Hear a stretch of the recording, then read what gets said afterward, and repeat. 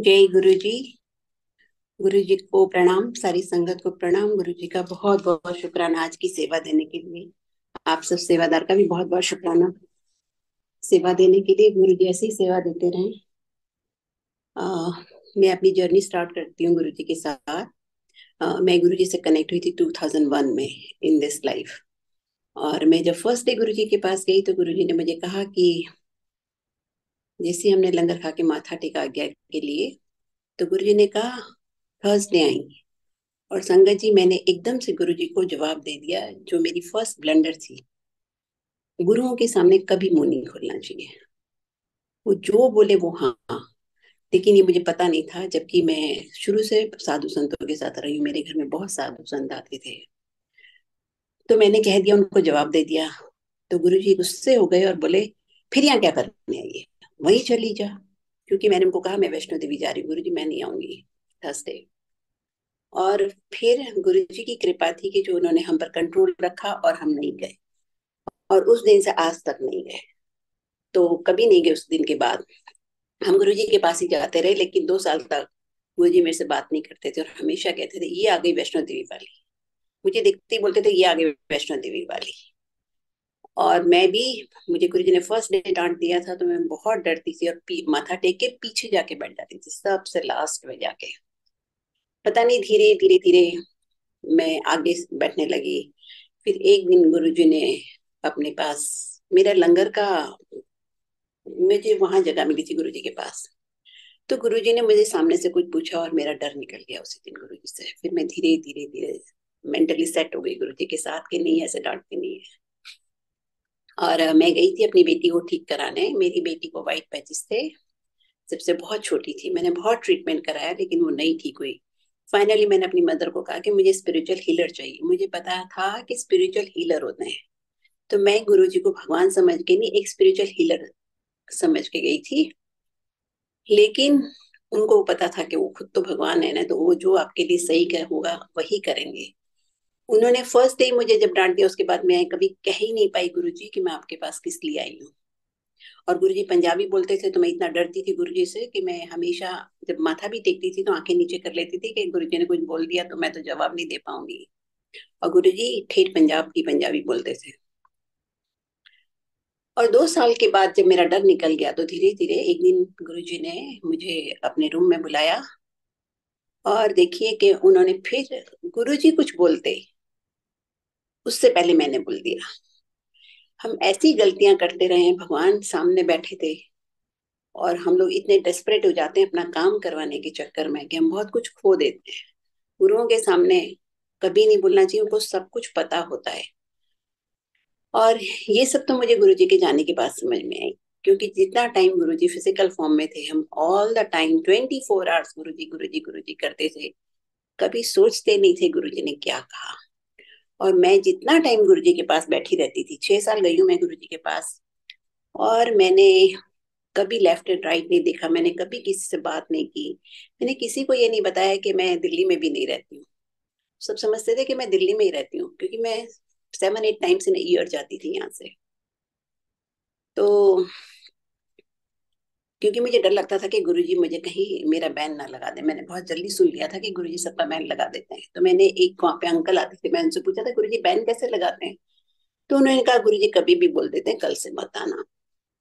तो इसीलिए मैं सारे रूल्स फॉलो करती थी। कभी मैंने अपना मोबाइल नहीं यूज किया, कुछ भी नहीं। बस मैं बस देखती रहती थी गुरुजी के चेहरे की तरफ ना। भगवान बैठे, उनमें कितना अट्रैक्शन था, उनका ऑरा इतना स्ट्रांग था कि मैं सिर्फ और सिर्फ उनको देखती रहती। और यही रीजन है, लास्ट 2 इयर्स तो मुझे गुरुजी कहते थे जा आगे जाके बैठ जा। नहीं तो पुरानी संगत को सब कहते थे जाओ ऊपर जाओ। एक दिन गुरुजी के सामने मैंने सिर्फ आंखें बंद की और एकदम से सिंगला अंकल आ गए और उन्होंने कहा भगवान सामने बैठे और आप आंखें बंद करके बैठे हो, चलो ऊपर जाओ।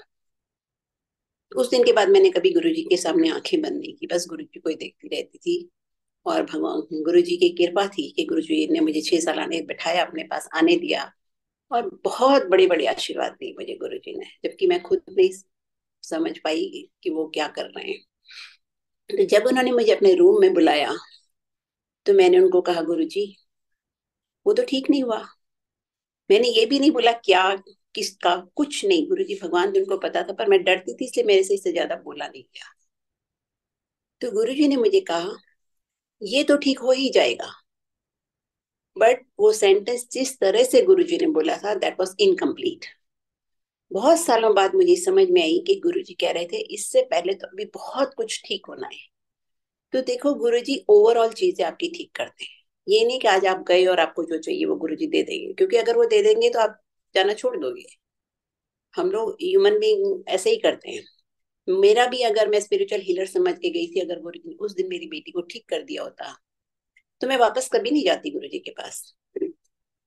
और उस टाइम टिकट भी यहाँ से इतने महंगे थे, लेकिन एक जजीरा एयरवेज मुझे तो लगता है गुरुजी ने चलाई थी मेरे लिए। स्टार्ट हुई थी 2001 में, और उसका टिकट कभी 250 रुपए का होता था, कभी 300। कभी सुना है आपने इंटरनेशनल टिकट कितना भी सस्ता हो सकता है? इतना चीप रेट पे हमको टिकट मिलता था। जजीरा की जब फर्स्ट एनिवर्सरी थी तो अनाउंसमेंट हो रही थी कि ticket is I think around 500 rupees. Uncle ने नीचे फ्लाइट से एयरपोर्ट पे लैंड करते ही अपनी सेक्रेटरी को फोन कर दिया, वो 5-6 ट्रिप के टिकट बुक करा दिए। और जिस साल गुरुजी फिजिकल बॉडी छोड़ के गए 2007 में, सॉरी संगत जी,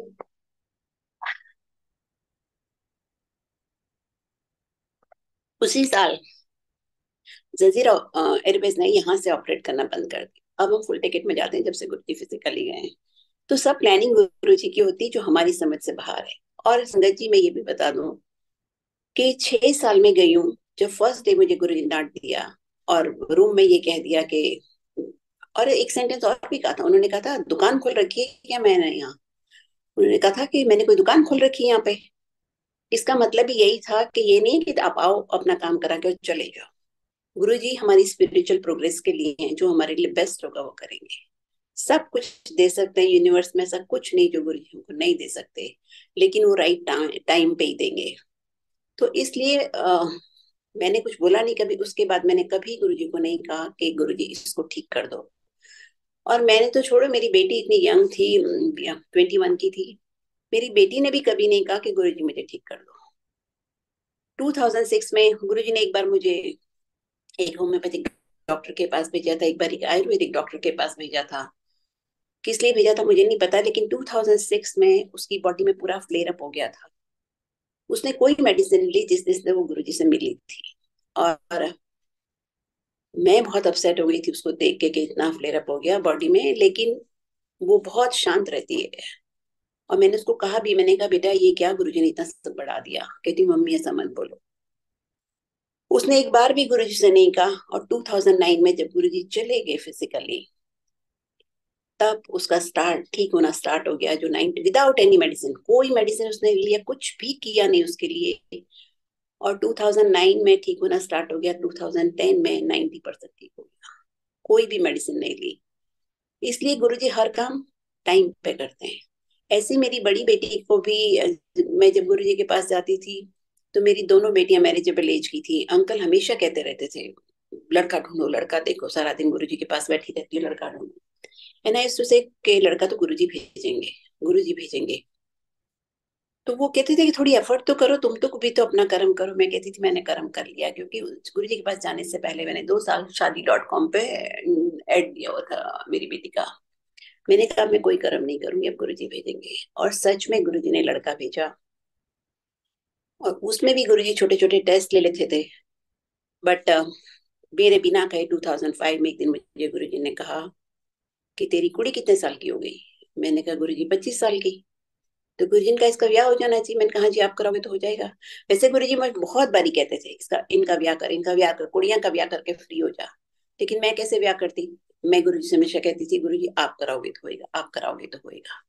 मैंने कभी भी नहीं कहा कि हाँ लड़का ढूंढूंगी या कुछ करूंगी। गुरुजी कहते ब्याह करके फारिग हो जा, ब्याह करके फारिग हो जा। मैं कहती थी हाँ जी, आप कराओगे तो हो जाएगा। तो इसी तरह से 2005 में जब गुरुजी ने मुझे कहा कि कितने साल की हो गई, तो गुरुजी ने मुझे कहा नेक्स्ट डे के लिए कि कल एक पेंडेंट लेके आना, 5.25 ग्राम वो गोल्ड का। वो नॉन संगत डे था। और हम पेंडेंट लेके गए बनवा के गोल्ड का। और शाम को गुरुजी ने ब्लेस किया। गुरुजी हमको बहुत बारी होटल्स में लेके जाते थे लंच के लिए, कभी कॉफी के लिए। तो जब पेंडेंट ब्लेस हो गया तो गुरुजी ने कहा थर्सडे पहन लेना। तो मेरी बेटी तब लंदन वापस जा रही थी, वो एमबीए कर रही थी तब लंदन में। तो उसने मुझे, गुरुजी अपने रूम में गए तो मुझे धीरे से कहती, मम्मी गुरुजी से बोलो ना डिनर पे चले। ओ मैंने कहा बेटा मैं कैसे बोल सकती हूँ गुरुजी के सामने, और गुरुजी को कैसे हम बोल सकते हैं कि हमें डिनर पे लेके जाओ। ऐसे हम विस्पर कर रहे थे। मैंने कहा आप छोटे हो, आप बोलो तो गुरुजी ले जाएंगे। शीशर के नहीं, मैं पता नहीं कब आऊंगी, मुझे जाना है गुरुजी के साथ, आप बोलो। हम ये ऐसा सोच ही रहे थे तो गुरुजी रूम से बाहर आए और कहते हैं चले, पैंट शर्ट पहन के आ गए। पैंट शर्ट ही पहने हुए थे उस दिन। तो हमने कहा गुरुजी कहाँ? कहते हैं डिनर वास्ते रेडिसन। और देखिए वो हमको, इतनी छोटी बात उनको अंदर, उनको वो तो भगवान थे, हमें नहीं पता था, हम मानते थे या नहीं मानते थे पता नहीं, पर हमें बहुत अच्छा लगता था। और उस दिन हम लोग, गुरुजी हमको रेडिसन में डिनर के लिए लेके गए। और उसी दिन गुरुजी की भतीजी थी ज्योति, उसके इन लॉज के घर गुरुजी का डिनर था। तो गुरुजी ने कहा भी कि आज वहां जाना था, पर गुरुजी हमको लेके गए। गुरुजी सबकी हर इच्छा पूरी करते हैं, सब बच्चों को इतना प्यार करते थे गुरुजी, हम नहीं समझते थे। और जब गुरुजी ने मेरे से बात करनी शुरू की तो मैं इतनी फ्री हो गई, गुरुजी से हर तरह की बातें कर लेती थी। फिर गुरुजी ने एक दिन मुझे कहा 2007 मार्च में कि जो गुरु बोलते हैं उसको बोलते हैं यस। और देन ही सेड टेलीपैथी, क्योंकि उनको पता था कि वो जा रहे हैं और हमें तो नहीं पता था। तो इसलिए गुरु जी ने हमें समझा दिया जाते जाते कि गुरुओं के सामने कभी नहीं बोलना चाहिए। वो बाद में मैंने शिवपुराण में भी पढ़ा और मैंने बहुत बुक्स में भी बाद में पढ़ा कि ना ही गुरु जी से कभी किसी गुरु से कुछ मांगना चाहिए और ना ही उनके सामने कभी बोलना चाहिए। अब हमारे लिए तो टू लेट हो गया, लेकिन आगे की जनरेशन ही सीख जाए तो बहुत बड़ी बात है कि गुरु के पास जाओ तो, आपने शब्द में भी सुना है ना कि जो गुरु कहे सोई भला मानो, और उसी में हमारा कल्याण है। बट हुक्म तो हमेशा ही सुनना ही चाहिए, मानना ही चाहिए। एक देखिए, मैं छोटा सा एक एग्जांपल बताती हूँ। एक मैंने बहुत पहले एक सत्संग सुना था एक लड़की का, उसका नाम था ज्योतिका मेहता। मैं काफी टाइम से उसका सत्संग नंबर ढूंढ रही हूँ पर मुझे मिला नहीं। अगर आप संगत किसी के पास हो तो प्लीज आप मुझे देना। उसने एक सत्संग सुनाया था कि उसकी मम्मी जलंधर में गुरुजी के पास गई, और उसकी सिस्टर जलंधर में रहती थी और ज्योतिका मेहता की मम्मी पूना में रहती थी। तो उसने हमेशा अपनी बहन से गुरुजी के सत्संग सुनती रहती थी। तो एक दिन वो फ्लाइट लेके गुरुजी के पास आ गई और गुरुजी ने कहा, दर्शन नहीं दिए, उसको मना कर दिया। जब वो जलंधर पहुंची गुरुजी के जहाँ बैठते थे डिफेंस कॉलोनी के बाहर, तो गुरुजी ने कहा सेवादारों को, उसको बोलो जहां से आई है वहीं चली जाए, उसको बोलो कि यहाँ रुकना नहीं है, चली जा। उसने नहीं माना। 2 दिन बाद फिर आ गई, फिर भी गुरुजी ने दर्शन नहीं दिए और कहा उसको बोलो जहां से आई है वहीं चली जाए। लेकिन हम इंसान हैं, हम ऐसे नहीं मानते।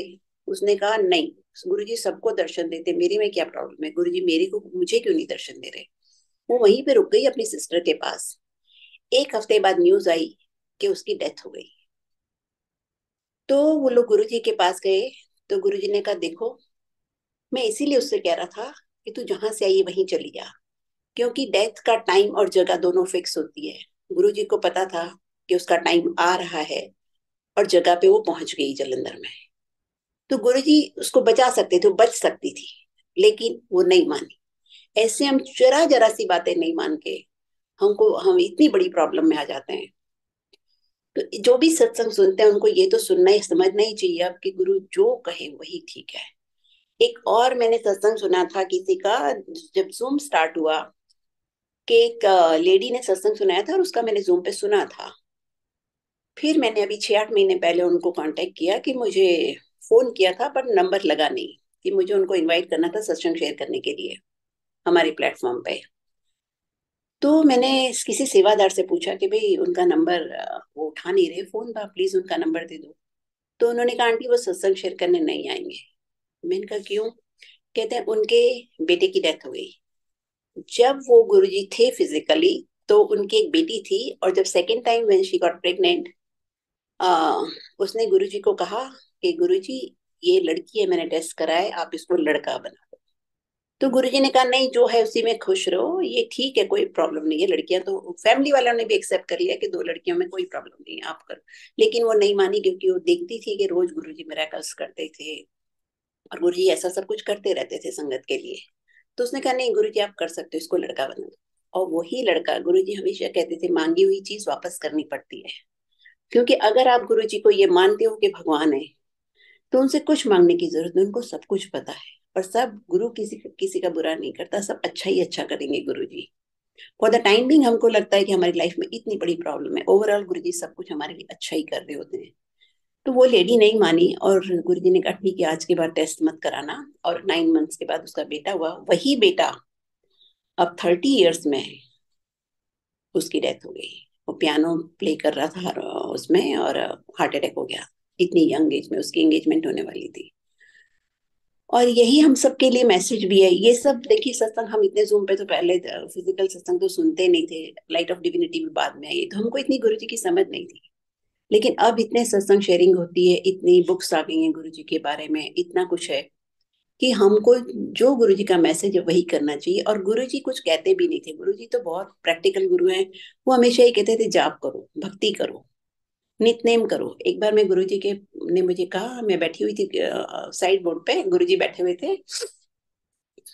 मैं ना हमेशा पहले लेट जाती थी, क्योंकि गुरुजी मुझे सुबह तक बैठा के रखते थे, कभी 2 3 4 5 बजे तक। तो अंकल बोलते मैं यहाँ काम करता हूँ, थक जाता हूँ, बहुत लेट हो जाते हैं, तो हम लोग लेट जाने लगे।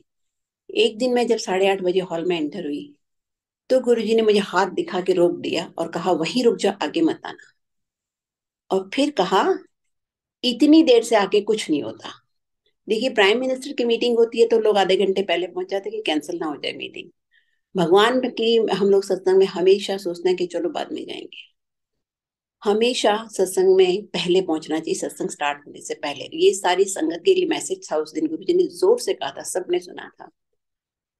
तो मैं पहुंच जाती थी तब गुरु जी साइड टेबल पे, साइड बोर्ड पे बैठे हुए थे किचन के पीछे। तो उन्होंने कहा कि तू ना सुन, ध्यान से सुन। और एक शब्द में था, सामान 100 बरस का और पल की खबर नहीं। हम लोग, भगवान अगर थोड़ा सा भी पैसा दे देता है तो हम शॉपिंग में इतना टाइम लगाते हैं, इतना लगा के सामान खरीदते रहते हैं, और वही हमको नहीं करना चाहिए, गुरु जी समझा रहे थे। और एक दिन ऐसे ही फिर से मैं बैठी हुई थी, तो गुरु जी ने कहा अच्छा। मैं गुरु जी के पास जाके खड़ी हो गई, तो गुरु जी ने कहा सुन, ध्यान से सुन। और वो शब्द में था, अपने बराबर रोज सोना भी दान करे, that is also not equal to Nitnem. और संगत जी, मैंने तो पंजाबी कभी सुनी नहीं थी, तब मुझे सीडीज कहाँ मिलती हैं, क्या था गुरुद्वारा, तो हम कभी गए नहीं थे उससे पहले, तो हमें तो पता ही नहीं था कहाँ। तो मैं भूल गई कि शब्द की फर्स्ट लाइन इतने साल में। तो मैंने बहुत सालों बाद वो शब्द सुना, तो मुझे ध्यान आया। गुरु जी कह रहे थे कि कुछ भी हो जाए नितनेम तो करना ही चाहिए। और मैं पहले बहुत डिसिप्लिन लाइफ जीती थी, गुरु जी ने सारी पास जाने के बाद सब कुछ रिचुअलिस्टिक पूजा छुड़वा दी। जब आप गुरु जी के पास आते हो, तो ये सब करके ही हम हर भगवान की, मेरे मंदिर में ना मेरी शादी हुई थी, तो मैं यहाँ आ गई। और जितने भी फर्स्ट दिवाली के दिन कार्ड्स आए थे ना, दिवाली कार्ड्स 79 में, तो हमने सब कार्ड्स, दिवाली कार्ड्स काट काट के हमने अपना मंदिर बनाया था। तो उसमें सारे भगवान की फोटो, ऐसा कोई भगवान नहीं जो मेरे मंदिर में नहीं है। तो सबको टीका लगाना, साफ करना, और सारी चालीसाएं पढ़ना, पता नहीं क्या क्या मैं पढ़ती थी।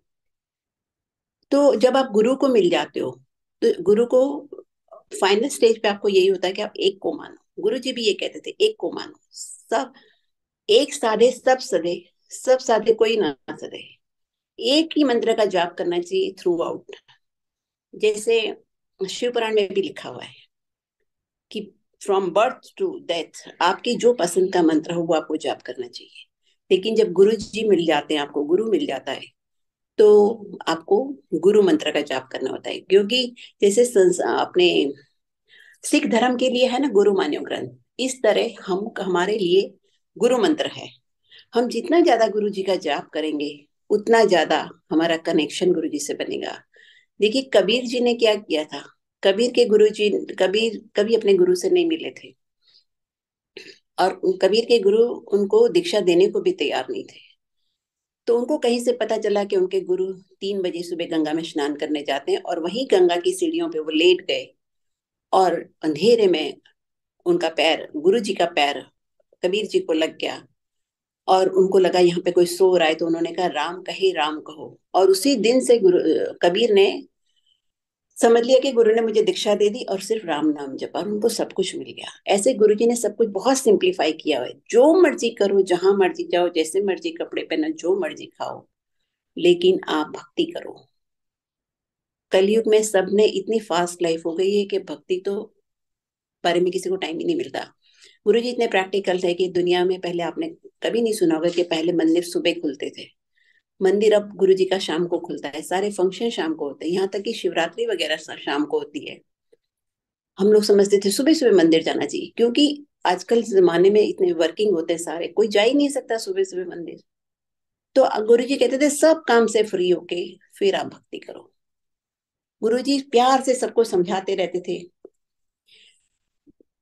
एक दिन गुरु जी बैठे हुए थे रात को और मुझे कहते हैं, हवन से कुछ होता है? जिस तरह उनसे पूछा, उन्होंने मुझसे पूछा, वो मेरा नाम एंड आंसर एक्सपेक्ट कर रहे थे। और मैंने भी कुछ कहा नहीं, मैंने सिर्फ सर हिला दिया कि हाँ भी नहीं होता। आज गुरु जी के पास जाने से पहले मैं हर नवरात्रि में अष्टमी को, मार्च में भी और अक्टूबर में भी हवन किया करती थी, पूरे व्रत करती थी।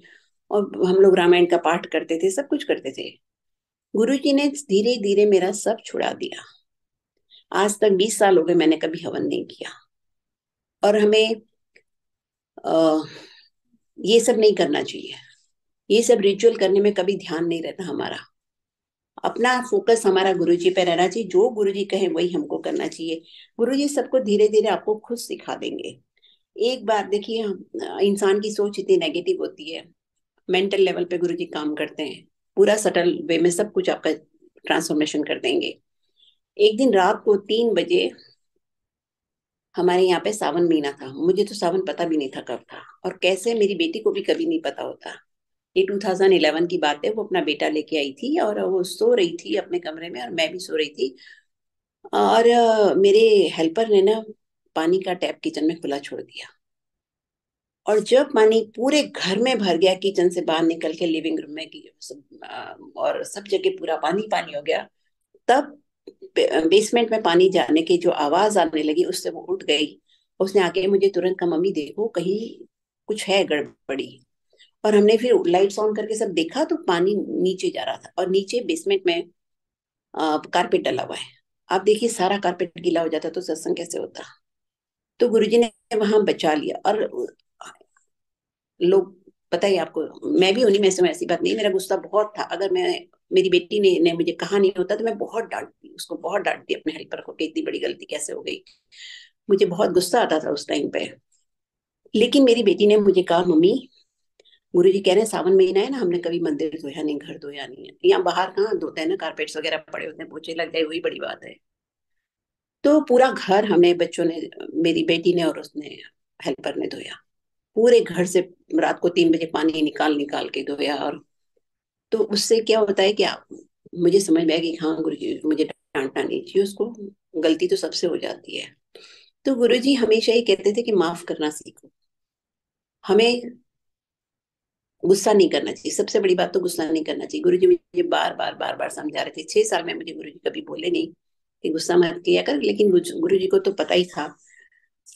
गुरु जी ने बस एक दिन मुझे कहा था कि मैं अपने मायके जा रही थी, तो उन्होंने कहा हाँ मत जा, तो उनको यहाँ बुला। मैंने कहा नहीं गुरु जी जाना पड़ेगा। देखो मैंने फिर भी गुरु जी को जवाब दे दिया ऐसा, नहीं गुरु जी मुझे जाना पड़ेगा।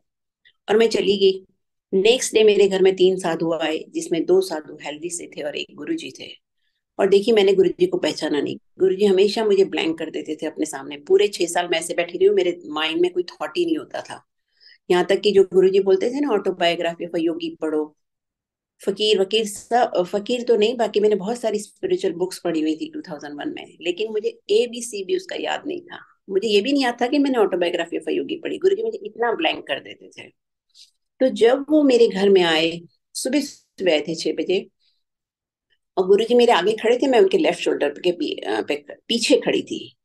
नहीं तो हमेशा आप किसी के सामने सामने खड़े होगे, आप अगर अपने घर में हो। कैसे मैं पीछे हो गई मुझे नहीं पता। और वो दोनों साधु चेयर पे बैठ गए और एक ने, मेरा भाई उतर के आ गया, उसको बोला जा घी, मुझे घी चाहिए हमको। तो हमने उसको घी लेने भेज दिया। इस बहाने उसको भेज दिया सुबह सुबह 6 बजे बाहर के, वो कहीं से घी ढूंढ के लाएगा। और जब तक वो घी लाया तब तक तो साधु चले गए थे। और एक हेल्दी साधु ने कहा गुस्सा मत करना। जब तक आपके अंदर गुस्सा है तब तक आपको कोई गुरु एक्सेप्ट कर ही नहीं सकता। गुरु तो बिठाए रखेंगे, ट्रेन कर ही नहीं सकता। आपकी स्पिरिचुअल प्रोग्रेस जीरो ही रहेगी जब तक आप में गुस्सा है। वो एक फर्स्ट थिंग है जो आपको कंट्रोल करनी चाहिए। आप टंग कंट्रोल कर लो, सब कुछ कंट्रोल हो जाएगा। घर में भी शांति हो जाएगी, सब कुछ हो जाएगी। तो वो गुरु उस साधु ने मुझे सिर्फ इतना कहा कि गुस्सा मत करना, और तीनों साधु डिसअपियर हो गए। मुझे याद नहीं कि मैंने उनको जाते हुए भी कभी देखा। और गुरु जी ने सर से पैर तक एक चोला पहना हुआ था। मैंने कभी इतने सालों में किसी हिंदू साधु को, मैंने हिंदू क्या, मैंने अंग्रेज को भी नहीं देखा ऐसा कोई भी साधु की सर से पैर तक कवर्ड हो।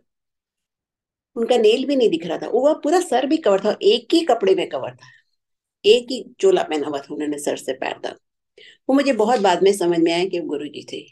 क्योंकि हम सोचते नहीं थे कि गुरु जी ने क्या कहा और क्या हुआ। हम जाके बस ब्लैंक होके बैठे रहते थे लंगर खा के। स्पेशली मैं अपनी बात बता रही हूँ, मैं जाके ब्लैंक होके बैठी रहती थी, गुरु जी को देखती रहती थी और लंगर खा के घर आ जाती। अगले दिन फिर पहुंच जाते थे।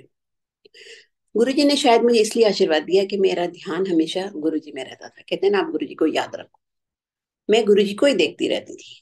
बहुत ब्लेसिंग थी गुरु जी की, तभी ये सब हो पाया।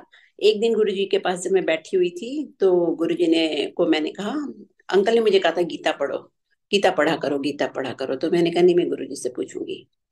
तो मैंने गुरु जी से कहा, गुरु जी गीता पढ़ो। तो गुरु जी ने कहा नहीं। मैंने कहा गुरु जी रामायण पढ़ो। कहते नहीं। तो फिर उन्होंने मुझे कहा शिव पुराण पढ़ा कर।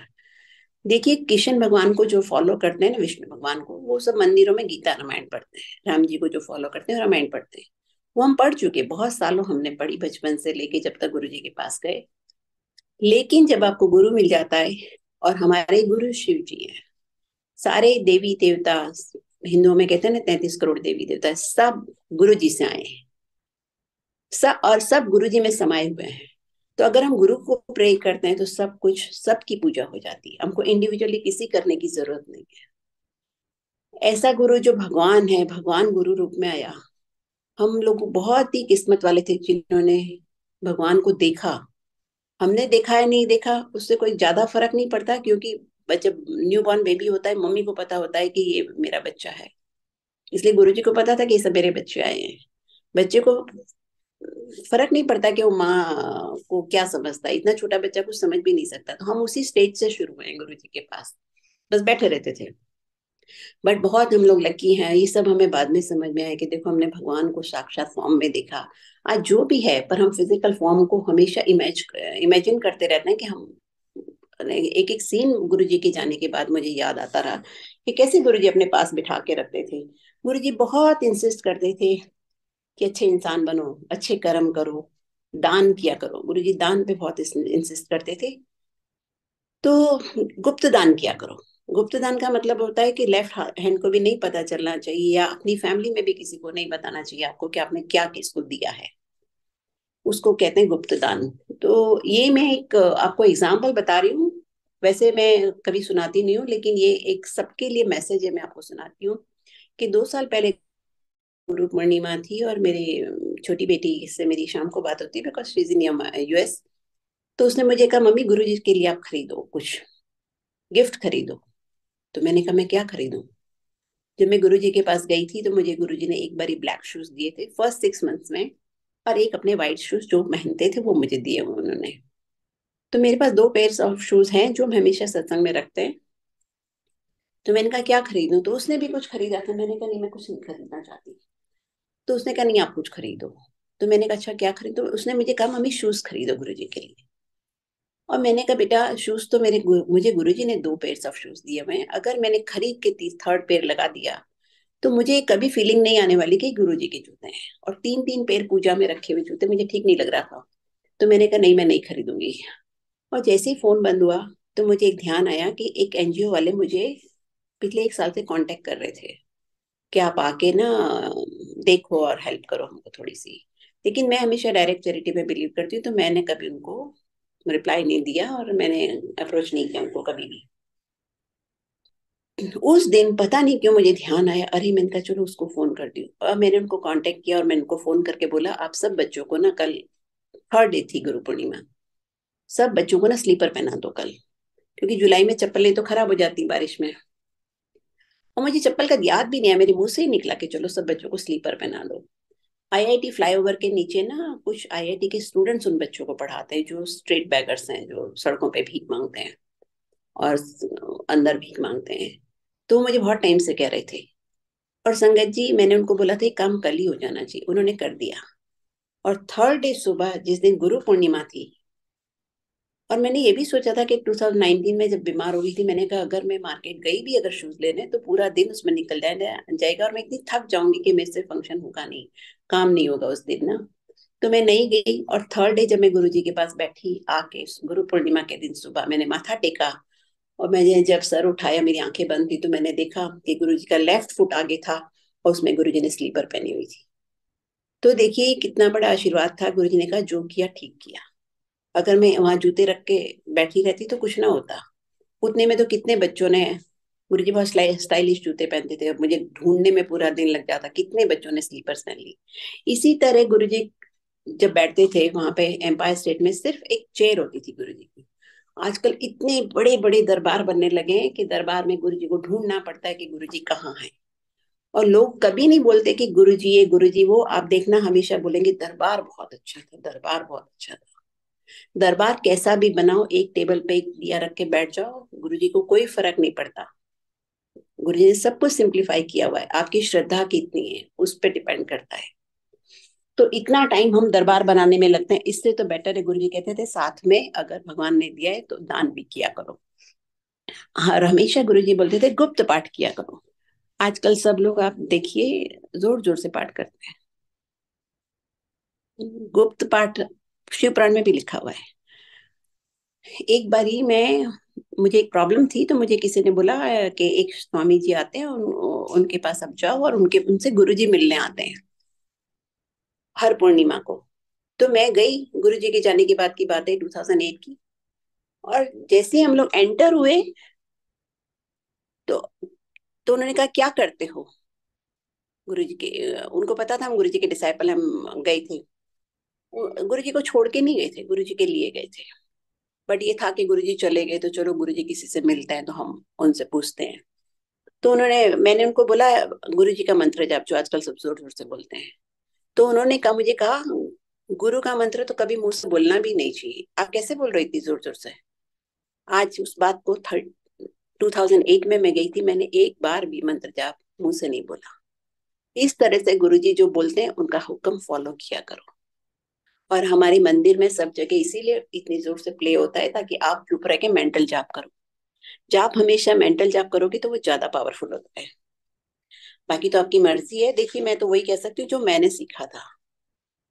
आ, ऐसे रात को एक दिन हम गुरुजी के पास बैठे थे, तो मुझे गुरुजी ने कहा banana is gold in the morning, silver in the afternoon, poison in the evening. Banana हमेशा सुबह खाना चाहिए। और फिर एक गुरुजी ने कहा शाम की चाय के साथ चना खाना चाहिए। और फिर उन्होंने कहा था हफ्ते में एक बार जो दूध जलेबी खाता है उसको कभी कोई बड़ी बीमारी नहीं लगती।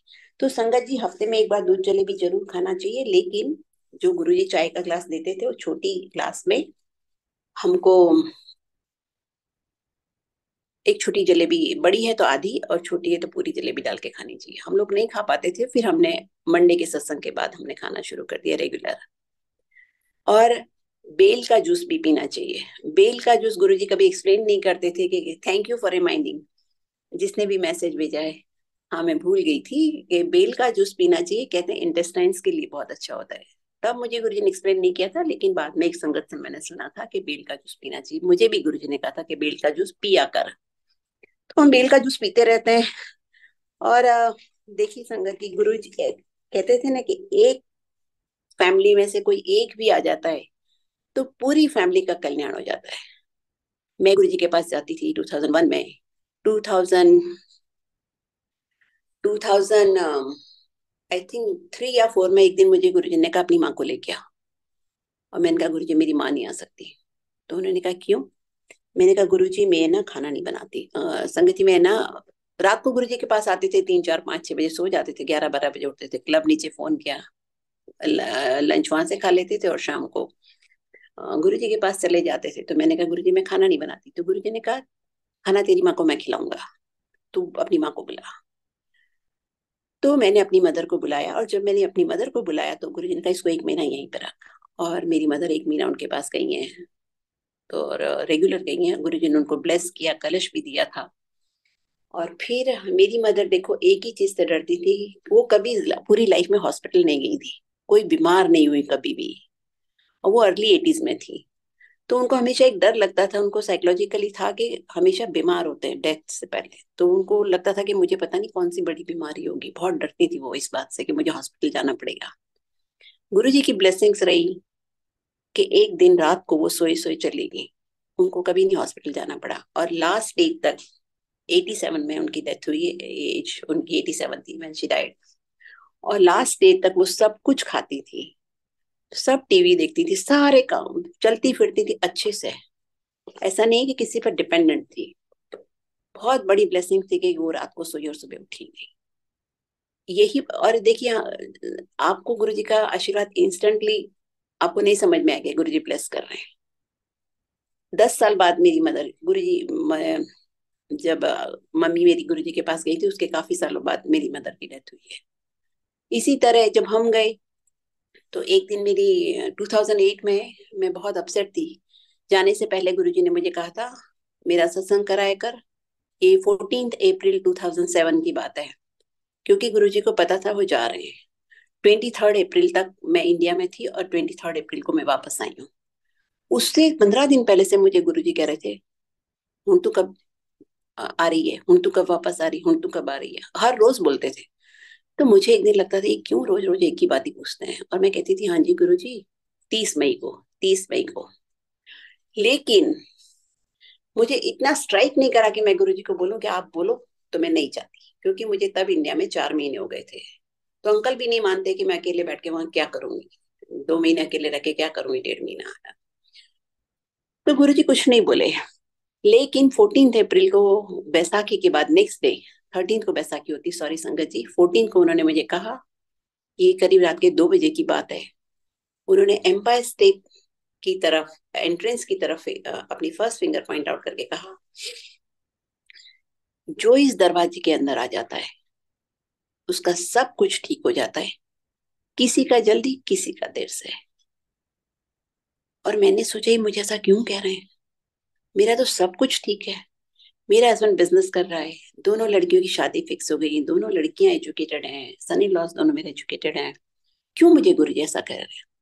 लेकिन वो मुझे समझा के गए, क्योंकि मुझे ऐसा लगता था सबकी अंडरस्टैंडिंग अलग अलग है। देखिए कि गुरु मिल गया ना, मेरा तो पहले ही देखिए सब अच्छा था। मुझे लगता था गुरु जी मिल गए अब सब कुछ अच्छा ही अच्छा होगा, कभी कुछ नेगेटिव होगा ही नहीं। लेकिन वो मेरी सबसे बड़ी गलती थी ये सब मानना, क्योंकि कर्म तो काटने ही पड़ते हैं। ये तो मुझे बाद में समझ में आई। एक बहुत बड़ी प्रॉब्लम आ गई, गुरु जी को तो पता ही था आगे क्या होने वाला है। और तब गुरु जी मुझे समझा के गए थे कि, और ये फैक्ट भी है कि जो गुरु जी के पास चला जाता है, जिसने गुरु जी को मत्था टेक लिया, उसका पूरी लाइफ का चार्ज गुरु जी ले लेते हैं। और सब कुछ ठीक हो जाता है एक दिन। चाहे कितनी भी बड़ी प्रॉब्लम हो, आपको पॉजिटिव सोचना चाहिए कि गुरु जी सब कुछ ठीक कर रहे हैं। ऐसा ह्यूमन लाइफ में कोई ऐसा है ही नहीं जिसका कोई प्रॉब्लम ना हो। बर्थ से डेथ कभी किसी का ऐसा नहीं होता कि प्रॉब्लम ना हो। और किस किस की प्रॉब्लम गुरु जी अपने ऊपर लेंगे। हमको ये कभी नहीं प्रे करना चाहिए कि गुरु जी ठीक कर दो, ठीक कर दो। आप इसका मतलब कह रहे हो कि गुरु जी अपने ऊपर ले लें। हमें हमेशा ही कहना चाहिए कि मैं भी, देखिए मैं बीमार हुई बहुत, गुरु जी ने मुझे बचाने में कितनी एनर्जी लगाई होगी। मैं बहुत शर्मिंदा हूँ इसके लिए कि मैंने क्यों गुरु जी को नहीं ठीक से फॉलो किया, क्यों नहीं हर पल सोचा कि गुरु जी क्या चाहते हैं मेरे से। फिर गुरु जी ने मुझे एक न्यू लाइफ दी, और लाइफ सिर्फ भगवान दे सकता है, आपको पता है। मेरा बचने का कोई भी चांस नहीं था, कोई भी चांस नहीं था। Please give me the number. मेरे पास नंबर नहीं है उनका। आ, तो वो मेरा कोई चांस नहीं था बचने का। डॉक्टर्स ने भी सबने बना जवाब दे दिया था। बच्चे सारे आ गए थे, मैं इंडिया से सब लोग आ गए थे कि भाई मैं तो अब इस दुनिया से जा रही हूँ, ये सोच के आए थे। गुरुजी ने तीनों बच्चों को, दोनों बच्चों को, मेरे मेरे हस्बैंड को, सबको ड्रीम दर्शन दे के बोल दिया था कि वो ठीक हो जाएगी। टाटा बिरला भी एक सांस नहीं खरीद सकते चाहे पूरा पैसा कुछ दुनिया लगा दे, सारी दुनिया गुरु जी को अपनी सरेंडर कर दे, फिर भी तो गुरु जी ने मुझे दिए। हम गुरु जी का क्या बताऊं, सर काट के भी गुरु मिले ना, अब मुझे लगता है वो सही शब्द बना हुआ है कि सर काट के भी गुरु मिले तो भी सस्ता समझना चाहिए। हमको जैसे जैसे क्यों नहीं समझ में आज तक मुझे ये सब, क्या बताऊं मैं, किससे पूछूं। तो ये सब गुरु जी समझा, गुरु जी को समझने की जरूरत नहीं है, क्योंकि देखिए हम भगवान को कभी समझ नहीं सकते, ना हम अपने को समझ सकते हैं, ना हम अपनी फैमिली मेंबर्स को समझ सकते हैं। तो गुरु जी को समझना तो बहुत दूर की बात रही। मैं अभी रिसेंटली सुन रही थी कि देखो सदियों से लोग पानी पी रहे हैं, लेकिन पानी का एनालिसिस किसी को करने की जरूरत नहीं है। हमें कभी समझ में, आम इंसान को तो कभी समझ में नहीं आएगा कि उसका एनालिसिस थोड़ी करना, उसमें हाइड्रोजन है ऑक्सीजन है, क्या फर्क पड़ता है क्या नहीं, हमें तो पानी पीना है। इसी तरह हमें गुरु जी की भक्ति करनी है, जैसे भी हम करें, सत्संग में जाएं, मंदिर जाएं या घर में करें। अगर आपके बच्चे छोटे हैं तो गुरु जी कहते थे छोटे बच्चे वालों को मैं घर में ही आशीर्वाद देता हूँ, लेकिन गुरु जी साथ में ये भी कहते हैं कि जो आपके घर में बड़े लोग हैं तो पहले उनकी सेवा करो। ये नहीं कि सब कुछ छोड़ के गुरु जी के पास चले गए। एक हमने बीच में ना क्लिप सुनवानी शुरू की थी जिसमें ही था कि 1 लाख काम छोड़ के भी ना आपको सत्संग करना चाहिए। तो ये हमने 2-3 बारी, रिंकू जी की वीडियो थी 30 सेकेंड्स की।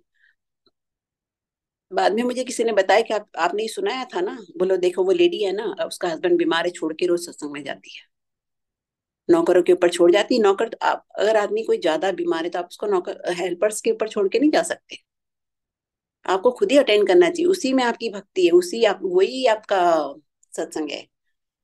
और मेंटल जाप करो, जो गुरु जी कहते थे ना, मंत्र जाप करो। गुरु जी ने हमको फ्री किया हुआ है। पहले ये होता था कि मंदिर में ही बैठ के करो, भगवान के सामने बैठ के पूजा करो, आप कहीं भी पूजा करो, चलते फिरते करो। गुरु जी ने हमको कितना फ्री किया, इससे ज्यादा गुरु जी हमारे लिए क्या करेंगे।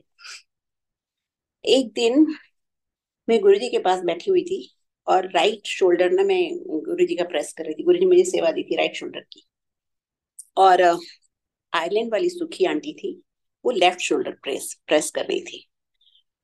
तो गुरु जी ने, मैंने गुरु जी के पैर कभी नहीं देखे, वो हमेशा सॉक्स पहन के कवर्ड रखते थे। वो भी रात को करीब 2 बजे थे, और गुरु जी ने पैर लंबे करके बैठे हुए थे, और मेरे अंकल और सुखी आंटी के अंकल और एक शायद और अंकल थे, वो तीनों गुरु जी के पैरों के पास बैठे हुए थे। और मैं राइट शोल्डर गुरु जी का प्रेस कर रही थी और वो लेफ्ट कर रही थी। और एकदम से गुरु जी ने पैर ऊपर की दोनों सॉक्स उतार दिए। मेरा बहुत मन था गुरु जी के चरण के दर्शन करने का, लेकिन मुझे ये पता था कि सुखी आंटी मेरे से पहले कनेक्ट हुई है। मैंने कहा अगर सुखी आंटी सेवा छोड़ के चरण देखेंगी तो मैं जाऊंगी, देखूंगी नहीं तो नहीं। और हमने नहीं दर्शन किए, क्योंकि सुखी आंटी की नजर भी नहीं उठी कि वो वहां से उस तरफ से मुड़ के देखें, टर्न करके देखना पड़ता हमको गुरु जी के चरण। उन्होंने टर्न भी नहीं किया और फिर मैंने भी नहीं किया। ऐसे हम देख देख के सुनते हैं, सबके सत्संग सुन के सीखते हैं। मैं तो आजकल सत्संग सुन के बहुत ही सीखती हूँ। देख गुरु जी ने, एक दिन क्या हुआ कि मेरे फादर की बड़ी ट्रेजिक डेथ हुई थी। बहुत बीमार थे, 90 में हुई थी। और इतने साल में 6 साल गुरु जी के पास भी मुझे कभी उनका ध्यान नहीं आया, क्योंकि बहुत साल हो गए हैं। अभी 5-7 साल पहले एक दिन मैं बैठी हुई थी इसी अपने घर के में गुरु जी के पास, और मेरे पता नहीं क्यों मेरी आंखें बंद थी, मैं शब्द सुन रही थी, मेरे को ध्यान आया उनका, मेरे फादर का। और मैंने उनको कहा, मैंने कहा देखो आप जहां भी हो ना, आप गुरु जी के पास आ जाओ बस, और गुरु जी की भक्ति करो, आपका गुरु जी इसी जन्म में कल्याण कर देंगे। मैंने कहा आपने बहुत, उनकी बहुत, वो जो मेरे को लास्ट डेज है ना उनके बहुत याद है, उनके कितनी सफरिंग थी उनकी। और उसके बाद हालांकि उसी दिन शायद मैंने देखा कि मेरे फादर गुरु जी को मत्था टेक के, गुरु जी के चरणों पे मत्था टेक के ऊपर सर उठा रहे हैं, और मैंने क्लियरली उनका फेस देखा। तो देखिए फैमिली में से एक भी प्रे करे तो हम, हमारे जो फोर फादर्स चले गए इस दुनिया में, हम उनका भी कल्याण करवा सकते हैं गुरु जी से। गुरु जी कोई आम गुरु नहीं थे, भगवान थे, साक्षात शिव आई थी धरती पे। कहते हैं ना गुरु जी के कोई आना नहीं चाहता था, कलयुग में कौन आना चाहता है। मैं, हम तो खुद ही कहते हैं कि भगवान इसी जन्म में हमें कल्याण करवा लेना चाहिए गुरु जी से।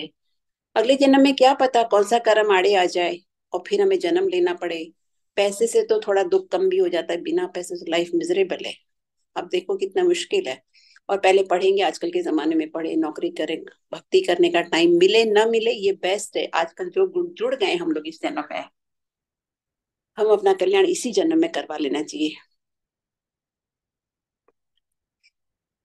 तो और कल्याण तो इसी तरह होगा ना कि हम गुरु जी की भक्ति करें। गुरु जी के जो फंक्शन के 5 डेज हैं, शिवरात्रि, बैसाखी, गुरु पूर्णिमा, और अब तो दिवाली भी गुरु जी कर देते थे। गुरु जी कहते थे फंक्शंस भी और गुरु जी के साथ करने चाहिए। वो महा ब्लेसिंग्स के डेज होते हैं। शिवरात्रि में मुझे फर्स्ट टाइम मैंने सुखी आंटी जो आइलैंड वाली है उनको मैं सत्संग हॉल में मिली थी, वहां पे क्या बोलते हैं बड़े मंदिर में। और मुझे अच्छा नहीं लग रहा था बड़े मंदिर में बैठ के, ऑनेस्टली बताऊं, क्योंकि इतने लोग आए जा रहे थे, लोग आए जा रहे थे, गुरु जी दिख नहीं रहे थे। और तब इतनी समझ भी नहीं थी गुरु जी की। मैंने कहा यार क्या बोरिंग है यहाँ पे। मैंने सोचा मैं कभी अब बड़े मंदिर नहीं आऊंगी, मैं तो एम्पायर स्टेट जाऊंगी, मेरे लिए एम्पायर स्टेट ही ठीक है। बट आपको हर बात का गुरु जी जवाब दे देते हैं। इमीडिएटली मेरे साथ वो एक आंटी बैठी थी, उन्होंने कहा आपको पता है कि एम्पायर स्टेट भले ही कभी मिस हो जाए, लेकिन बड़े मंदिर के फंक्शंस कभी नहीं मिस करने चाहिए। तो मैंने उनसे पूछा क्यों आंटी? तो उन्होंने कहा ये महा ब्लेसिंग्स के डेज होते हैं, इसलिए फंक्शंस जरूर अटेंड करने चाहिए। तो संगत जी सारे फंक्शंस जरूर अटेंड करने चाहिए। और जहां तक हो सके जो लोग फ्री हैं उनको सत्संग भी अटेंड करनी चाहिए रेगुलर। अगर आप फ्री हो तो, फैमिली रिस्पॉन्सिबिलिटीज फ्री हो, आपके घर में कोई बीमार नहीं है, कुछ नहीं है, तो आपको जरूर फंक्शंस अटेंड करने चाहिए और रेगुलर सत्संग भी अटेंड करने चाहिए। अब गुरु जी का समाधि डे आ रहा है, तो वो फंक्शन तो नहीं कह सकते हम गुरु जी का, बट हाँ गुरु जी का डे जरूर है। तो इसीलिए हमको पूरा दिन जितना से ज्यादा हो सके उतना हमको गुरु जी के लिए प्रे करना चाहिए, ना कि अपने लिए। हम हमेशा सत्संग इसलिए करते हैं कि हमारी फैमिली में सब ठीक रहे। और मैं डिटेल में नहीं जाऊंगी, लेकिन उषा भाटिया आंटी को गुरुजी ने कहा था तू मेरे लिए पाठ किया कर। मुझे तो ये पता ही नहीं था कि गुरु के लिए भी पाठ करना होता है। तो इसलिए हम सत्संग के बाद हमेशा 7 टाइम्स गुरु जी के लिए मेंटली जाप करते हैं, गुरु जी के लिए।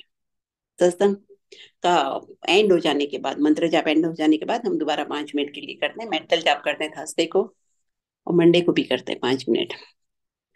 तो जब समाधि डे है जिस दिन, पूरा टाइम हमें जितना ज्यादा से ज्यादा हो सके पाठ करना चाहिए गुरु जी के लिए। और सबसे बड़ी बात यह है कि जो फंक्शंस के डेज हैं वो गुरु जी के डेज होते हैं। चाहे उनका बर्थडे हो, गुरु पूर्णिमा तो वैसे ही गुरु दक्षिणा का डे है, या समाधि डे हो, शिवरात्रि हो, सब उस दिन हमें गुरु जी से कभी मांगना नहीं चाहिए, चाहे हम कितने भी बड़े क्राइसिस में हो। कभी गुरु जी से कुछ मांगना नहीं चाहिए। मानो कि गुरु जी भगवान हैं, तो सब कुछ गुरु जी ने प्लान किया हुआ है आपके लिए, आपका चार्ट लिया हुआ है। और ना मानो, अगर आप मांगते ही रहोगे तो इसका मतलब आपको फेथ नहीं है गुरु जी पे। फिर भी गुरु जी तभी करेंगे, उनको तो पता है कि वो भगवान है, आप उनके बच्चे हो, वो तभी करेंगे जब सही टाइम होगा। जैसे मेरी बेटी को भी उन्होंने 10 साल में ठीक किया। गुरु जी ने एक दिन एक अंकल को बोला था, ये मुझे किसी ने सत्संग सुनाया था, एक पर्टिकुलर डे उनको कहा था कि तू आ जाना। तो उसने कहा नहीं, उनके घर में डिनर था शायद, या उनको कहीं डिनर पे जाना था, बट वो फ्री थे, ऐसा नहीं कि कोई बहुत बड़ा काम था उनको। तो उन्होंने मना कर दिया गुरु जी को, मैं नहीं आ सकता। गुरु जी ने एक दो बारी कहा, जब वो आज्ञा लेने लगे गुरु जी से, तो गुरु जी ने कहा आ जाना। तो वो नहीं गए। जब वो नहीं गए तो सिंगला अंकल ने उनसे कहा, यह मुझे सत्संग सिंगला अंकल ने सुनाया था जब गुरु जी थे तभी। जब वो नहीं गए सत्संग में उस दिन, तो सिंगला अंकल ने कहा देखा गुरु जी आपने कितनी बार कहा तो भी वो नहीं आया आज। तो गुरु जी का जवाब अब सारी संगत के लिए ध्यान से सुनना। गुरु जी ने कहा मैंने आज उसको जो देने के लिए बुलाया था, अब उसको कई जन्म लगेंगे वो दिन वापस लाने में। तो इसीलिए हम सबको जितने भी सत्संग हो सके, अगर हम फ्री हम जा सकते हैं तो हमको जरूर जाना चाहिए, चाहे कितनी भी दूर हो। ये नहीं कि दूर है तो नहीं जाना है, पास है तो नहीं जाना, या कल गए थे तो आज नहीं जाना। अगर हम फ्री और जा सकते हैं तो हमको जरूर सत्संग अटेंड करने चाहिए। हर हालत में हमको सत्संग जाना चाहिए। जब मैं बीमार थी अंकल, संगत जी, मैं बीमारी का सत्संग नहीं रिपीट करूंगी, नहीं तो फिर 1 घंटा और लग जाएगा, इसलिए संगत जी मैं आपको शॉर्ट में सुनाती हूँ। गुरुजी ने मुझे ये बताया, पूरी मेरी ट्रेनिंग गुरुजी ने ड्रीम्स में की है। और उन्होंने मुझे ड्रीम में बताया, देखिए मैं 2001 में कनेक्ट हुई थी गुरुजी से, और ये मैं बीमार हुई 2019 में। तो 19 में मुझे गुरुजी ने मुझे बताया, समझो कि मेरा परसेंटेज ऑफ ईगो कितनी है और भक्ति कितनी है। परसेंटेज ऑफ भक्ति भी उन्होंने मुझे बताई। ये सिर्फ भगवान बता सकते हैं, परसेंटेज ऑफ ईगो और भक्ति कोई किसी को नहीं बता सकता। तो अब हमें, आप लोगों ने तो भगवान माना, हमने देखा और अब भगवान माना, लेकिन जो नई संगत है, आप समझ लो गुरु जी को थॉट भी हमारा रजिस्टर हो जाता है गुरु जी की उसमें रजिस्टर में। तो इसलिए हमको वही करना चाहिए जो गुरु जी चाहते हैं। जब गुरु जी ने मैं बीमार हुई थी, तो जो मुझे जो ड्रीम्स दिखाए थे, मैं आपको 2-3 शेयर करती हूँ। मंत्र जाप के ऊपर भी गुरु जी ने मुझे 2007 में एक मैसेज आया था मास्टर जी से, क्योंकि मैं अकेले बैठी हुई थी अपने घर में और मैंने किसी को फोन किया था दिल्ली से। मैं सत्संग सुनती रहती थी गुरु जी के जाने के बाद। तो मैंने 5 फोन दिल्ली किए, किसी ने फोन नहीं उठाया। उसके बाद मैंने रमा बहल आंटी को फोन किया। रमा बहल आंटी ने मुझे बहुत सारे सत्संग सुनाए, आधा घंटा। और उसके बाद फिर जब मैंने मास्टर जी को फोन किया, तो जैसे ही मैंने मास्टर जी को बोला हेलो, तो मास्टर जी ने कहा 5 फोन आप कर चुके हो, रमा बहल से आपकी बात हो गई है, मंत्र जाप किया करो। और उन्होंने फोन काट दिया। मुझे समझ नहीं आया कि इनको कैसे पता, ये तो हिमाचल में रहते हैं, संगत तो दिल्ली में। मैंने 5 फोन किए और रमा आंटी जलंधर में रहती थी। तो मैंने उनको वापस फोन किया, मैंने कहा मास्टर जी आपको कैसे पता कि मैं 5 फोन दिल्ली में कर चुकी हूँ और मेरी जलंधर में बात हुई है। तो उन्होंने कहा ये हेडक्वार्टर है, यहाँ पे सब कुछ पता लग जाता है। तो गुरु जी वॉज स्पीकिंग थ्रू मास्टर जी, और ये मैसेज देव जी दे रहे थे कि मंत्र जाप किया करो। लेकिन संगत जी मैं बता रही हूँ कि मैंने वो नहीं किया, कभी नहीं किया, क्योंकि मेरी लाइफ इतनी फास्ट हो गई थी। मुझे कहा था गुरु जी ने कि मेरा सत्संग कराया कर, लंगर खिलाया कर, लोग हील हो जाएंगे। तो वो सत्संग में सब कुछ ऐसा लगता था मेरा ही मुझे ही करना चाहिए, सब कुछ मैं ही करूंगी, सब कुछ मैं ही करूंगी। मैं बहुत कम सेवादार बुलाती थी और सब लोग सेवा मांगते थे, मैं कहती थी नहीं, नीचे से वो मेरा ही सत्संग। वो मैं ना, मैं सब। जब आप काम करोगे इतना तो थक जाओगे, फिर कहाँ से पाठ करोगे। तो वो मैं कभी किया नहीं, और थोड़े टाइम के बाद मैं भूल गई। आप अब इमीडिएटली कोई चीज नहीं करोगे सुन के, तो फिर आप भूल जाओगे, ऐसे मैं भूल गई। 2015 में गुरुजी ने सेकंड रिमाइंडर भेजा, और मैं रात को सो रही थी 2:30 बजे, और गुरुजी ने कहा एक मैंने आवाज सुनी, चल उठ, शरीर छोड़ने का समय हो गया है। और मैं एकदम, मेरी आंख खुल गई, मैंने साइड टेबल से मोबाइल उठा के देखा, इट वॉज 2:36। और 2:30, जब मैंने सोचा ये तो अभी सिर्फ 9 मिनट बचे, अब क्या होगा। और 9 मिनट के बाद मैं जा भी सकती थी अगर ड्रीम सच हो जाता तो मैंने आंख बंद करके मंत्र जाप करना शुरू किया। और थोड़ी देर हुई, तो मुझे लगा 9 ही मिनट तो बचे थे, अब तो हो गया टाइम खत्म। और मैंने आंख खोली तो आई थिंक हाँ 50 के करीब था। और मैंने, जब मेरी आंख बंद थी और मैं मंत्र जाप कर रही थी, आई वॉज फुल्ली अवेक उस टाइम, क्योंकि मौत का डर सामने जब खड़ा होता है तो ऐसा ही होता है। उस टाइम मैंने विंडो के बाहर, मैंने गुरु जी को व्हाइट कपड़ों में, हाफ स्लीव्स की शर्ट पहनी थी गुरु जी ने, और मेरी विंडो के बाहर खड़े हुए देखा था। अब देखिए मेरी हाइट ऑफ इग्नोरेंस, कि जब मैंने 250 देख लिया घड़ी में टाइम के, भाई मैं तो, गुरु जी ने मुझे बचा लिया, न्यू लाइफ दी। मैं इतनी नींद में थी कि मैं उठी भी नहीं, मैंने गुरु जी को प्रणाम भी नहीं किया, मैंने गुरु जी को थैंक यू भी नहीं किया, और मैं दोबारा सो गई। और फाइनल वार्निंग 2017 में जब मैं बीमार हुई, तब मुझे गुरु जी ने दी कि भाई अब हाई टाइम, अब भक्ति शुरू करो, एंड हो गया, लाइफ का एंड आने वाला है। और वैसे भी गुरु जी ने मुझे मेरा नाम चेंज किया था, क्योंकि गुरु जी ने मुझे पहले मीरा नाम दिया था, उससे मेरी लाइफ, मेरा जो मेरी मदर ने नाम दिया था उससे, मेरी हॉरोस्कोप में लिखा हुआ है कि मेरी लाइफ सिर्फ 60 ईयर्स की थी, उसमें क्लियरली लिखा है। पर हमें ऐसी समझ नहीं थी, तो हम गुरु जी की बात कम मानते थे। तो 60 ईयर्स गुरु जी ने मेरे को कहा एक दिन, मैंने तेरा नाम मीरा रख दिया। मैंने कहा गुरु जी सब लोग हंसेंगे, दैट टाइम आई वाज 45। मैंने कहा गुरु जी सब लोग हंसेंगे इस उम्र में नाम चेंज करूंगी तो। कुछ नहीं बोले गुरु जी, एक वर्ड नहीं बोले। और फिर उन्होंने मुझे कहा कि जाने से पहले 2006 में, जब उन्होंने सोच लिया था कि वो जा रहे हैं, फिर मुझे एक नाम दे के गए जो गौरी। वो भी मैंने नहीं एक्सेप्ट किया। इट्स अ लॉन्ग स्टोरी कैसे, लेकिन गुरु जी ने वो नाम एक्सेप्ट कराया। जिस दिन हॉस्पिटल में मैं 2 महीना रही हूँ, 1 महीना आईसीयू में अनकॉन्शियस थी, और 1 महीना रिकवरी में। तो तब मुझे, जिस दिन मेरा नाम गैजेट में चेंज हुआ, उसी दिन मुझे होश आया था संगत जी। तो गुरुजी क्या नहीं कर सकते। अब जो उन्होंने मुझे ड्रीम्स दिखाए, मैं नई संगत है तो शायद उनके लिए एक एक लाइन में शेयर करूंगी। मैंने जो फर्स्ट ड्रीम देखा था वो था, मुझे पूरा आईसीयू का यूनिट ना ग्लास यूनिट लग रहा था चारों तरफ। मेरे पीछे वॉल थी, बाकी 3 साइड्स शीशा लगा हुआ था, ग्लास लगा हुआ था। लेकिन आईसीयू यूनिट में ऐसा नहीं होता, वो बंद होता है, कोई किसी को नहीं देख सकता, ना लेफ्ट में ना राइट में। तो मैंने देखा कि आईसीयू यूनिट में मेरे साइड में, राइट साइड पे एक बेड के ऊपर 3 लोग बैठे हुए हैं।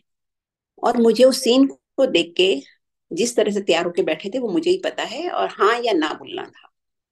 मैं ड्रीम्स की डिटेल में नहीं जाऊंगी, तो मैंने हाँ या ना कहना ही नहीं था, मतलब ना ही कहना था मैंने। पर मेरे गले में भी ट्रेकोस्टोमी की ट्यूब लगी हुई थी, तो मैंने फेस टर्न कर लिया। और मैं अपनी बेड पे बैठी हुई थी, जो मेरी एक मलयाली नर्स थी जिसने मेरे सर पे हाथ रखा हुआ था, मेरी बैक में हाथ रखा हुआ था।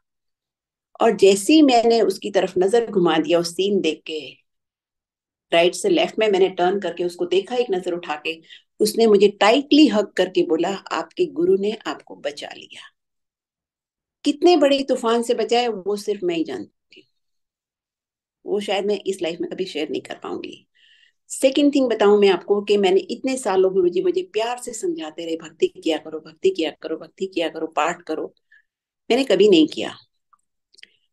मैंने ड्रीम देखा था कि मैं एक संगत के घर में हूँ, और संगत जोर जोर से, एक वो लेडी जिसके घर में हूँ, वो शोर कर, चिल्ला रही है जोर जोर से। अ, वो जोर जोर से चिल्ला रही, भाभी को हॉस्पिटल लेके जाना है, भाभी को हॉस्पिटल लेके जाना है। लेकिन वहां पे उसके घर में उसके हस्बैंड भी नहीं थे, उसके उसके पास एम्बुलेंस का नंबर भी नहीं था। तो भाग के नीचे जाती सड़क पे, और फिर ना कार स्टॉप करने की कोशिश करती हाथ से, बट कोई गाड़ी नहीं रुकती, कोई ऑटो नहीं रुकता। वो फ्रस्ट्रेट होके अपने स्टेप्स पे बैठ जाती है आके, और immediate next moment I heard की देवी माँ आ गई, देवी माँ आ गई, देवी माँ आ गई। देवी माँ ने ग्रीन कलर की भरतनाट्यम वाली ड्रेस पहनी हुई थी जो देवी पहनती हैं, और उनके पैर थोड़े डार्क स्किन थी। और मैंने उनके एंकल से नीचे पैर देखे। एक जरा सा हल्की सी मुझे उनके कपड़ों की लाइन दिख रही थी, ग्रीन कलर की थी, और उस पे गोल्डन वो लगा हुआ था। और पायल पहनी हुई थी उन्होंने, स्किन डार्क थी उनकी। और 4-5 स्टेप्स चढ़े उन्होंने, और फिर राइट टर्न लेके वो मेरे सामने आ गई, 5-7 स्टेप्स चढ़ के। मैंने उनका अपर हाफ नहीं देखा, मैंने उनका नेवल से नीचे देखा। और वो घर एक पुराने घरों जैसा था, जो सनलाइट के लिए ऊपर से खुला होता है, और चारों तरफ रूम्स थे। और एक पिलर बेसमेंट से लेके ऊपर तक जा रहा था। और वो जो बेसमेंट का पिलर था वो 4x4 का था। मेरे आई लेवल पे गुरु जी का एक स्वरूप लगा था, जो हमारा दरबार जिन लोगों ने देखा है, not black and white, white कुर्ते में, जहाँ पे गुरु जी अपने गाल पे हाथ रख के बैठे हुए हैं, वो वाला स्वरूप लगा हुआ था गुरु जी वो पिलर पे, मेरे आई लेवल पे। और देवी माँ ने सिर्फ दर्शन दी, कहा कुछ नहीं मुझे।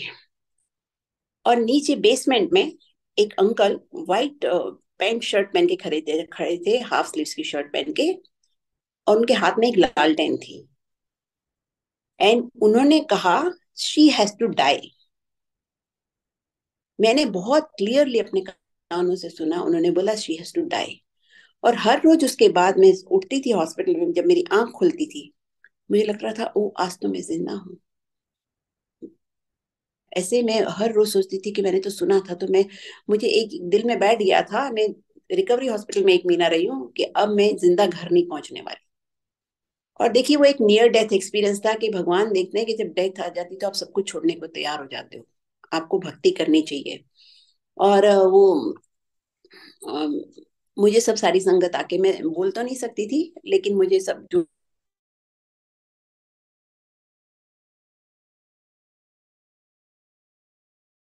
गुरु जी का, और गुरु जी की फोटो भी ना मेरी विंडो पे खड़े रहते थे। एक स्पीकर उन्होंने मेरे आईसीयू में फिक्स किया, 24 आवर्स शब्द और मंत्र जाप चलते थे, जबकि आईसीयू में सब अलाउड नहीं होता। बट पता नहीं कैसे गुरु जी तो कुछ भी करवा सकते हैं। तो जब मैं सुनती थी कि लेफ्ट एंड राइट सब लोग डिस्चार्ज होके चले गए सब,